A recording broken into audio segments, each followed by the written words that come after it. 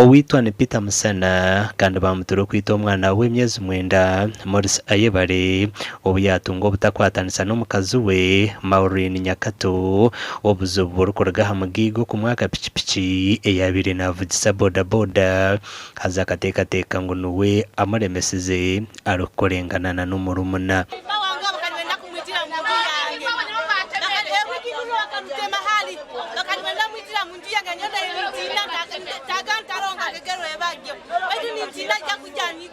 Tuzeba Hoima tugire kusanga omusajja abaizire kwita omukazi wa yata abaizire kwita omukazi akayiruka omwana akamyamu omutima n'obune atabera agarukire kwita omukazi abataka bamukwasire bamumalira mukono gumu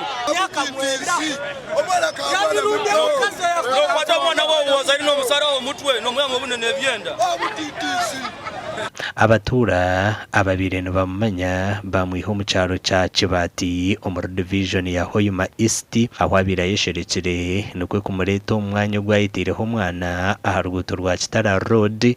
bakamutera okusya obuyafa omuntu nga katumya kwa emikono ebiri kati omuvuko yandi batasobola okwekolera naye yekwasa nti bamujjako piki omwana nga takala abonebone n'amalira obusungu ku mwana okiwulira naye ng'olina amanyi olina emikono oleme kwewayo nti simanyi gavumenti etukolere bana ebirina emikono tusobola okwekolerera akatwira amakuru ninga amahoro ekyamuleetire nakora ebyo byona then tumutebera turari n'omubiraro ninga n'eki kyabirezire so hati ngo mwamwe Dina Mwesije ori omuhwezo wa meya wa division ya Hoima West hamwe na n'umujekerwa wa president Donanto Kasigazi bajemere ekikorwa cyakorwa Abatuura kwitanga na kugira haraniga amazima weni interera abantu bayitwa amazima koleka hariho butakengangana nk'obu hariho kutalibona kubona reka tugaruka ameza twikalire tubage n'okuhandura n'okuteesa bekyonka nawe norora ngo n'omugenzi nawe akaba nawe atwalire ebiragiro mu ngaro ze obyagenza naye temaho omwana w'umutwe yamuyita so obwiro bukiro bwingi abantu aroho obakuriya kitinge kyokoze nabetaga kwija bwangu kyonka ebiragiro tunuko bikora